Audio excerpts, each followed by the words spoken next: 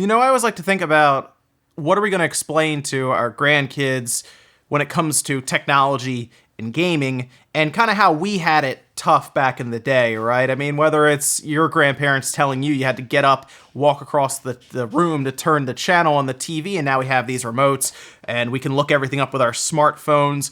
Well, even in gaming, we're going to get to a point where we have to explain that things like tube TVs, that was a thing, right? No online play, everything was pretty much local or single player, or the idea of a wired controller being a standard. Yeah, for generations, that's the case. It took quite a while for us to get to the point where, well, a Switch controller, Pro controller, or a PS4 controller being wireless is expected. So today I actually wanted to talk about a controller that I think really kicked everything off, got it right, and pretty much led into where if you get a system, it comes with a wireless controller, or else. The 6th generation of home consoles was the last generation to come with wired controllers as the standard. If you bought a PS2, a Gamecube, or an Xbox, you were dealing with a cord running between you and the system. This might seem weird to some of the younger viewers out there, but this was a thing we just had to deal with. In fact, back then, we all had our moment where a sibling ran through the cord, ripping the system off the shelf, or the controller from your hands if you were lucky and the system would stay put. At least during the 6th generation, console manufacturers made the cords longer. Back during the Super Nintendo and the Genesis days, we would spend the majority of our time sitting on the floor directly in front of the system, probably just leaving an indent on the carpet. There was no leaning back on the couch back then. If you didn't develop a hunch during the mid-90s, you probably weren't gaming much. Now, that's not to say that wireless controllers didn't exist at all. Both first-party and third-party companies had been playing around with the idea since the 80s. Take the Atari 2600, for example, with these insane-looking wireless controllers with the massive antennas. Yeah, this was a thing back then. It looks weird now, but back then, this was cutting-edge stuff. You still needed a large receiver with a large metal antenna that plugged into the system, and the 6-inch antenna on your controller, that wasn't retractable. That just stayed there. The NES also had its own wireless controllers that used infrared to communicate. This was called the satellite, and the way it worked was you would hook up one end of your system to the other would sit next to you on the couch. It operated through line of sight, so as long as each station could directly make connection by basically seeing each other, it would work. If something passed in front of either one, blocking line of sight, you would get unresponsive button presses. The base unit also supported 4 players, which was a nice extra for anyone who played, the few games that supported more than 2 people. The craziest part is the unit used 6 C batteries, making this a more expensive wireless controller to upkeep during the 80s and the 90s. Most controllers after the NES also used infrared to communicate. The Sega Genesis had one called the Remote Arcade Pad, and even the Saturn had one called the Saturn Infrared Controller Pad. Pretty straightforward on that one. So first-party console manufacturers were at least taking shots at making wireless controllers. However, most relied on technology that just wasn't set up for accurate gaming, and it wasn't until the early 2000s that Nintendo decided to release the first solid, reliable wireless controller, the WaveBird. So up until this point, we were dealing with IR. So you would have basically what you use on your TV remote, and that would relay buttons back and forth when you're pressing them. But Nintendo, with the WaveBird, decided to use RF. Now, the Atari wireless controllers back in the day used antennas and everything. It was very bulky. It looked crazy at the time.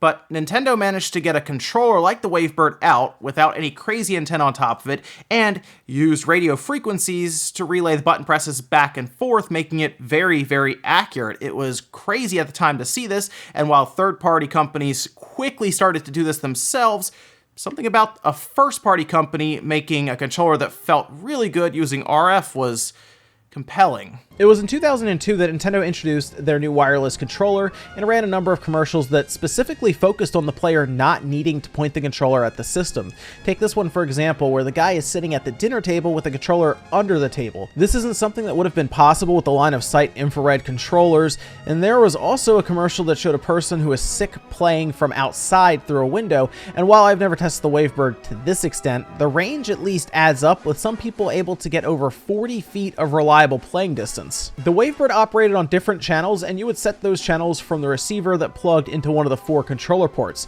This was before the days of sync buttons being common, so Nintendo pretty much pre-programmed 16 channels in total, allowing you to run 4 GameCube systems with 4 WaveBirds each. I already know what you're thinking, and yes, 16-player Mario Kart Double Dash is completely possible with this setup in the same room. Oh, right. Did you know that? Did you know you can have 16 players in the same area playing LAN for Mario Kart Double Dash? I imagine it's just mayhem, and I never did it because I didn't even get a broadband adapter.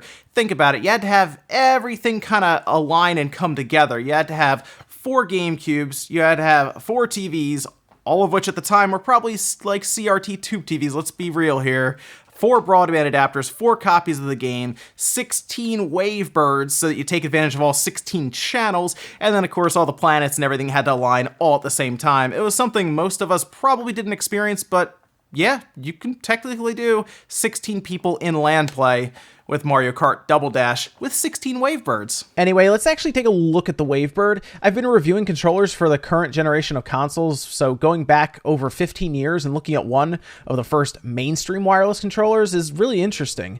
The WaveBird, it's big overall, yes, but not much heavier in the hand. A lot of this has to do with Nintendo removing the single rumble motor in the back, giving the controller a place to store 2 AA batteries that power it. Removing the rumble motor was always a large criticism for the WaveBird, and for a time when controllers started building rumble motors in after the N64 and the DualShock made it popular, it felt like a weird step backwards. We can only assume this was to save battery life and not make the controller overly heavy or overly large. Also, if the controller was already this thick without a rumble motor inside, I really can only imagine how much bigger it would be with one jammed in there. I bet somewhere inside Nintendo headquarters and the R&D department, there's a massive WaveBird that rumbles for an hour or two before the batteries die. The front has the same button placement as a regular GameCube controller with a bit of extra surface area to it. Now, Nintendo used the extra space that was left between the D-pad and the C-stick to place everything the WaveBird needs, including a power switch, a power LED, and the dial on the bottom to change channels. The dial is in a weird spot, and you have to flip the bottom of the controller up in order to read what channel you are on with how the numbers are printed. Despite the extra size of the WaveBird, it never really felt that different from a regular GameCube controller when I would use it. I think most of that has to do with the clever placement of the extra bits in the center that built out towards the bottom of the controller, which doesn't really impact where you hold it. Of course, Nintendo used tri-wing screws for this controller and couldn't use Phillips head screws like the N64 and the Super Nintendo controllers, but anyway, removing the screws from the back allows us to open the WaveBird from the front. This makes cleaning your front buttons up really easy since the motherboard doesn't have to come out first. I was planning on cleaning the buttons and casing up anyway since I bought this controller on eBay, so dropping the plastics into a container with soap and water should get rid of any dirt that's really built up from age. I just recommend using a toothbrush to scrub everything down after it's soaked for about an hour or so, and then just rinse it and dry and you'll be good to go. The D-pad is generally my biggest criticism of the GameCube controller, mostly because of the size and its placement, but at least it looks like Nintendo spent some time on the underside of it to make sure things like false button presses would be harder to do with a large point on the bottom. Something else that is kind of neat is the power switch uses the same setup the power switch on a Game Boy would use to get that nice click when moving between off and on. The switch itself doesn't actually click, and instead the plastic sits in a railing that provides the pressure and slotting to click back and forth. The analog sticks still look the same as a regular GameCube controller, but the C-stick appears to be soldered to the main board, which is a bit different from the modular setup in a stock controller. Also, a side note here, I ordered some new thumbsticks for this controller, and just doing that is such a good way to refresh a GameCube controller, and you don't have to go very far into something like this WaveBird to replace them. With the board removed, we can take a look at the back shoulder buttons. If you've never seen these before or wondered how they work, it's pretty straightforward. In order to track the movement of the buttons during their travel, there are sliders on the back, and when you reach the bottom of the press and feel that nice click, you're actually pressing down on a standard button. It's a pretty clever way to both have an analog trigger and full button press all in one. On the back of the board, we have our battery compartment and the channel wheel at the bottom. I was a little surprised to see how much of this wheel is actually hidden behind the controller, and it's much larger than I thought it would be, although I guess they have to account for 16 different symbols all the way around with, well, 16 channels, so I guess that kind of makes sense. At the top is our antenna, and it looks like Nintendo took some time when designing it to make sure it had good reception with the base. So for this one, Nintendo placed it at the top of the controller and even turned it 90 degrees, almost pointing straight ahead. Eventually, these antennas would be built into the controller motherboard, and we've seen some cases where the antenna would struggle based on its position on the controller board. Take the left Joy-Con, for example, that went through a bunch of disconnection issues when it first released, only for Nintendo to eventually move the antenna to a better spot for reception. I really like where the WaveBird antenna sits out of the way of everything, and I have an easier time believing that people are able to get some crazy distance out of this controller from the system. Oh, also real quick, just a fun note here, the base that it actually connects to has a great spot for the antenna where it's all the way at the top. So let's say you plug it into your GameCube, it actually sits at the same height or even higher as the top of your GameCube, and the antenna is directly at the top of that, basically just pointing into the air. So it is a much better setup here than what we've seen in some current systems going forward. So great idea there by Nintendo, even with the base. It looks kind of funny from the outside, but it does serve a purpose to kind of jut up into the air like that. Now, most of the added space for the motherboard is used for the dial and the switch at the bottom, and overall, Nintendo did a pretty good job, I would say, figuring out how to make all of this work inside while keeping the basic dimensions of the controller the same